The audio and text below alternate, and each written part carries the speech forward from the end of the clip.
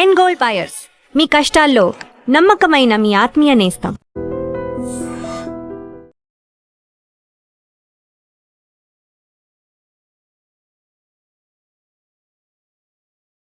మందడి కృష్ణారెడ్డి గారు, 3,000 రూపాయలు సంవత్సరానికి కడితే ఎస్బీఐ వాళ్ళు 60 లక్షల రూపాయల వరకు ప్రమాద బీమా ఇస్తున్నారు.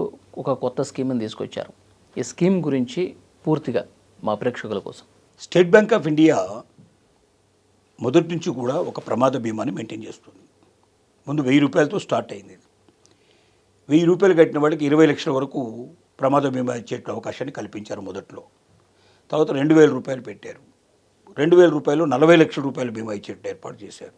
ఇప్పుడు దాన్ని 3000 రూపాయలకు పెంచి 60 లక్షల రూపాయలు బీమా ఇచ్చేటట్టుగా ఏర్పాటు చేశారు.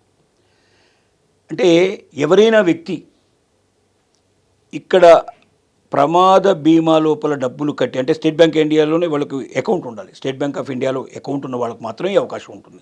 అంటే ఎవరైనా ఈ బీమా తీసుకోవాలంటే ముందు అకౌంట్ హోల్డర్ కావాలి, అంటే అకౌంట్ ఓపెన్ చేయాలి. అకౌంట్ ఓపెన్ చేసి తన అకౌంట్ నుంచి 3000 రూపాయలు ఎప్పుడైతే డెబిట్ చేస్తాడో, ఈ ప్రమాద బీమా అకౌంట్లోకి ట్రాన్స్ఫర్ అవుతుందో, ఆ మరుక్షణం నుంచే ఈ బీమా అమల్లోకి వస్తుంది. ఒక్క పూట కూడా వెయిట్ చేయాల్సిన అవసరం లేదు, 1 గంట వెయిట్ చేయాల్సిన అవసరం లేదు. ఇలా ట్రాన్స్ఫర్ అయిపోయింది, వాళ్ళకి అక్కడ నుంచి ఇన్ఫర్మేషన్, మనకు మీ అకౌంట్లోంచి దీంట్లోకి ట్రాన్స్ఫర్ అయిందని మనకి ఇన్ఫర్మేషన్ వచ్చిన క్షణం నుంచి ఆటోమేటిక్గా బీమా వర్తిస్తుంది. అంటే ఆ క్షణం మరుక్షణంలో ఏమైనా జరిగినా కూడా, యాక్సిడెంట్ జరిగినా, ప్రమాదంలో ఒకవేళ మంటల్లో ఏదైనా చనిపోవడానికి జరిగినా, లేకపోతే బయట మనిషి చనిపోయాడు అనుకోండి, 60 లక్షల రూపాయలు ఇస్తారా? మనిషి చనిపోయినట్టయితే 60 లక్షల రూపాయలు ఇవ్వడమే కాకుండా అదనంగా కూడా ఇంకా కొంత ఇస్తారు. అదనంగా ఇచ్చేది ఏమిటి? ఒకటి, అతనికి పిల్లల చదువు కోసం, ఎంతమంది పిల్లలు ఉంటే అంతమందికి 20,000 రూపాయలు పిల్లల చదువు కోసం వస్తుంది. 20,000 రూపాయలు అంటే ఎట్లా సంవత్సరానికి ఇస్తారా? సంవత్సరానికి అంటే ఆ సంవత్సరానికి వర్తిస్తుంది. 3,000 రూపాయలు ఒక సంవత్సరానికి కాబట్టి ఒక సంవత్సరం ఇస్తారు, దాన్ని దాటి ఇవ్వరు. అలాగే మట్టి ఖర్చుల కింద ఒక 10,000 రూపాయలు, అడాప్షన్ కింద ఇంకొక 10,000 రూపాయలు, ఇట్లా రకరకాలుగా ఉన్నాయి. ఇంకా కొన్ని బెనిఫిట్స్ కూడా ఉన్నాయి. ఈ డబ్బులన్నీ వస్తాయి. రెండో దీంట్లో ఉన్నది ఏంటంటే, ఒకవేళ మనిషి మరణించలేదనుకుందాం, 2 కాళ్ళు కానీ, 2 చేతులు కానీ, 2 కళ్ళు కానీ పూర్తిగా పోయినట్టయితే 60 లక్షలకు 60 లక్షలు వస్తుంది. లేదా ఒక చెయ్యి మాత్రమే, ఒక కాలు మాత్రమే, ఒక కన్ను మాత్రమే పోతే సగం 30 లక్షలు వస్తుంది. తర్వాత హాస్పిటల్ ఖర్చులు కూడా దీంట్లో ఇచ్చేట ఏర్పాటు ఉంది. ఎన్నాళ్ళు హాస్పిటల్లో ఉంటే అంతకాలం రోజుకింత చొప్పున అమౌంట్ ఇచ్చే అవకాశాలు ఉన్నాయి దీంట్లో. సో ఇవన్నీ కూడా 3,000 రూపాయల్లోనే కలుగుతున్నాయి.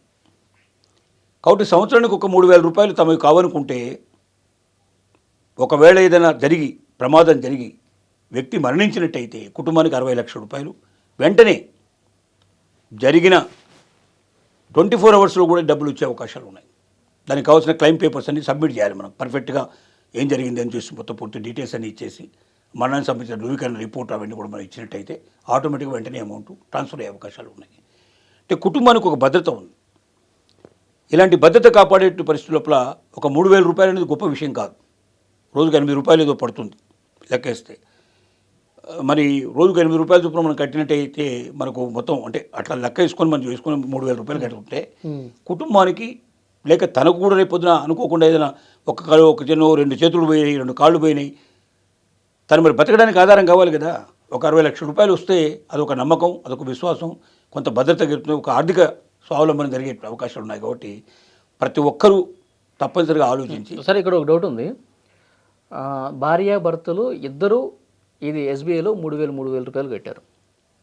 ప్రమాదంలో ఇద్దరు ఏదైనా అంగవైకల్యం కావటం కావచ్చు, లేకపోతే చనిపోవడం కావచ్చు జరిగితే 120 లక్షలు వస్తాయా? ఆటోమేటిక్గా వస్తాయి. ఇద్దరు ఒకవేళ మరణిస్తే పిల్లలకు వస్తాయి డబ్బులు. అదే పిల్లలకి నామినీ పెట్టాలి. దాంట్లో నామినీ ఎవరు పెడతారో నామినీకి వస్తాయి. ఒక నామినీ పెట్టకపోతే లీగల్ ఎయిడ్స్, ఎవరైతే చట్టంగా వారసులు ఉంటారో వాళ్ళకి ఇస్తారు. ఇద్దరు ఉంటే ఇద్దరికి ఇస్తారు, దానికి అభ్యంతరం లేదు. ఒక వ్యక్తికి 60 లక్షలు, ఇద్దరికైతే 1,20,00,000 వస్తాయి. ఆ పాసిబిలిటీ ఉంది. 3,000, 3,000, 6,000 కట్టేయాలి. అంటే యాక్చువల్గా కుటుంబంలో ఒకళ్ళకే పెన్షన్ వచ్చినట్టు ఇక అట్లా లేదు. దీంట్లో ఎంతమంది చేసుకుంటే అంతమందికి వస్తుంది. ఇది వ్యక్తిగత బీమా. దీంట్లో కుటుంబం అని, భార్యాభర్తలని, స్నేహితులని అట్లా లేదు, ఫ్యామిలీ అని అట్లా లేదు. ఎవరికి వాళ్ళే ఇండివిజువల్. వాళ్ళు భార్యాభర్తలు అయితే అయి ఉండొచ్చు, కానీ ఇక్కడ పాలసీ కట్టినప్పుడు వాళ్ళు పాలసీదారుడే అవుతారు. వ్యక్తిగతంగా కడతారు, వ్యక్తిగతంగా కట్టాల్సింది. అది కుటుంబం లోపల ఇది మంచి ఆలోచన కూడా. వాస్తవంగా 6,000 రూపాయలు కడితే ఒకటి కుటుంబంలో ఒకవేళ ఇద్దరు చనిపోయినట్టయితే యాక్సిడెంట్ లోపల ఆ కుటుంబానికి 1,20,00,000 రూపాయలు దొరికే అవకాశం ఉంది. పిల్లల చదువు కూడా ప్రభుత్వం చూస్తుంది. భవిష్యత్తు కూడా చాలా బాగుండే అవకాశాలు ఉంటాయి. ఉమ్. ఈ ఆలోచన స్ప్రెడ్ చేసి అందరికీ తెలియజేస్తే బాగుంటుంది. వాస్తవం మీరు చెప్పినటువంటి ఆలోచన చాలా బాగుంది. ఒకరు కాకుండా 3,000, 3,000, 6,000 రూపాయలు కట్టుకుంటే కుటుంబానికి ఒక పెద్ద భద్రత ఏర్పడుతుంది. ఇవాళ ₹1,00,00,000, 1,20,00,000 వచ్చినాయంటే ఆ కుటుంబం ఆర్థికంగా స్థిరపడుతుంది. చాలా మంది పథకాల గురించి తెలియక మనం బయట కూడా చూస్తూ ఉంటాం, ఎంతోమంది ప్రమాదాల్లో చనిపోతూ ఉంటారు.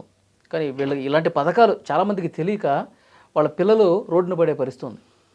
అందుకే తక్కువ డబ్బులో ఎక్కువ డబ్బు వచ్చే అవకాశం, ఎక్కువ భద్రత వచ్చే అవకాశం, భవిష్యత్తుకు ఒక నమ్మకం, విశ్వాసాన్ని కలిగజేసే అవకాశం ఉండేటువంటి ఇట్లాంటి పథకాల్లో చేరాలి. State bank of India nationalise bank కాబట్టి దాంట్లో పెట్టే ప్రతి డబ్బు ప్రజలకు ఉపయోగపడే అవకాశం ఉంటుంది. కాబట్టి అటువైపు మనం ఆలోచించడం మంచిదని మన యొక్క విన్నపం. Thank you sir.